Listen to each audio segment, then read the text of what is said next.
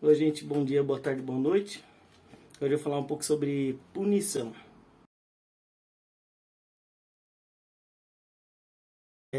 Quando a gente fala sobre a punição, a gente tem que contextualizar um pouco a nossa cultura, sabe? A gente aqui no Brasil, a gente é muito acostumado com tudo que vai ser ensinado para as crianças, na família, sabe? Nas escolas, instituições. Em todos os lugares a gente costuma ver bastante, tem que ser firme com a criança. Ou se dá uma palmada, sabe? Que a gente já sabe que não se deve fazer de forma alguma. Ou brigar, sabe? Não vai fazer isso, fulano. E tem no senso comum, né?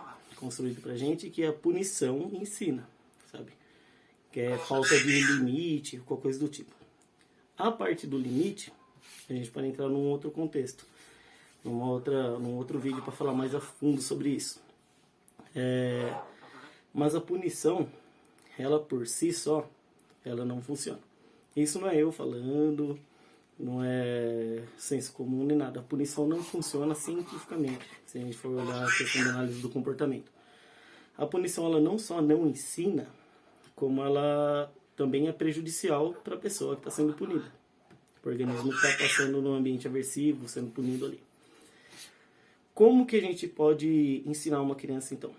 A criança ela tem que ser sempre ensinada através do reforçamento positivo. Ou seja, ela tem que receber consequências agradáveis, ela tem que ganhar coisas que ela gosta quando ela está aprendendo, ela tem que estar relaxada, calma, incentivada, motivada a trabalhar ali, né, a fazer o que está sendo demandado para ela, seja na escola, seja, como eu disse, nas instituições, seja na casa, quando o pai está querendo, o pai ou a mãe ou o familiar responsável está querendo ensinar alguma coisa para aquela criança. O que eu quero dizer com isso? Uma pessoa motivada, ela trabalha muito mais. Uma pessoa motivada, ela aprende muito mais. Ela relaxada, ela bem que ela está fazendo, ela gostando do que ela está fazendo, faz com que ela aprenda de uma maneira melhor, aprenda mais rápido, sabe? Goste de estar aprendendo. Quando a gente trabalha com um ambiente aversivo, ou seja, um ambiente cheio de punições, de estratégias que utilizam de coisas aversivas para fazer com que a criança continue, ou seja, a criança não sabe sentar.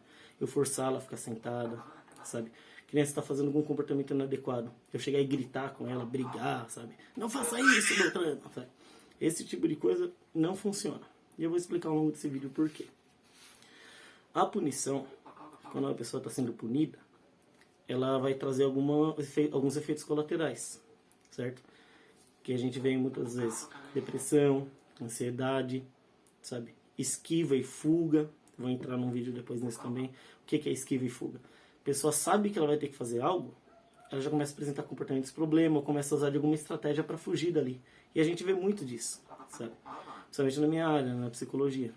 A criança vai a primeira vez que vai atender ela. Deixa ela, vamos treinar, vamos fazer alguma coisa? A criança já começa a fugir, começa a correr pela sala, começa a querer mexer com outra coisa, muda de assunto. Por quê?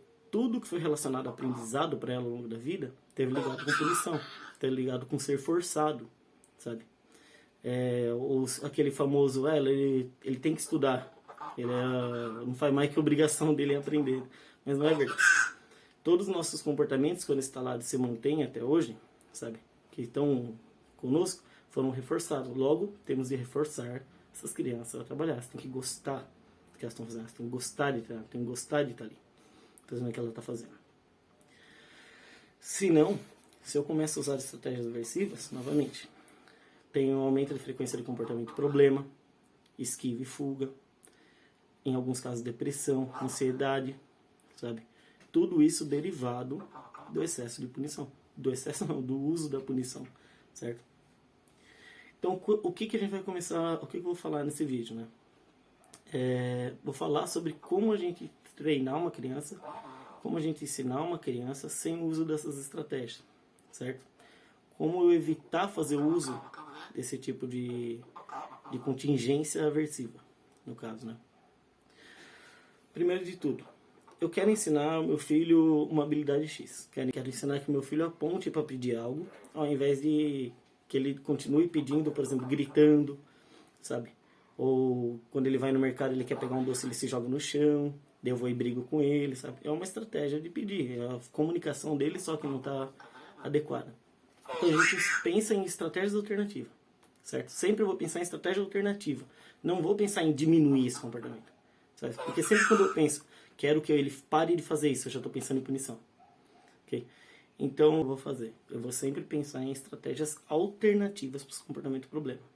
Porque daí, naturalmente, eles vão diminuir. Mas não porque eu estou forçando eles a diminuir, mas porque eu estou elevando um comportamento adequado para pôr ali. Se meu filho grita para pedir atenção, ou empurra, ou joga objetos para pedir atenção, eu não vou ir brigar com ele para que ele pare. Eu vou ensinar ele formas legais de chamar. Por exemplo, chamar, fazer um vem, vamos brincar comigo. Vou ensinar esse tipo de estratégia. Eu sempre vou pensar em algo alternativo ao comportamento problema. Ignora o meu papagaio. Se ele grita ou se joga no mercado para pedir um item, eu não vou puni-lo porque ele está fazendo isso. Eu vou ensinar outras estratégias, ou apontar, ou pedir verbalmente, que seja, sabe? Então sempre pense nisso. Meu filho está batendo a porta da geladeira. Tem esse costume de bater a porta da geladeira. Não vou lá, para de fazer isso, menino, sabe? Não, eu vou ensinar para ele a seguir minhas instruções. E fecha a geladeira, sabe?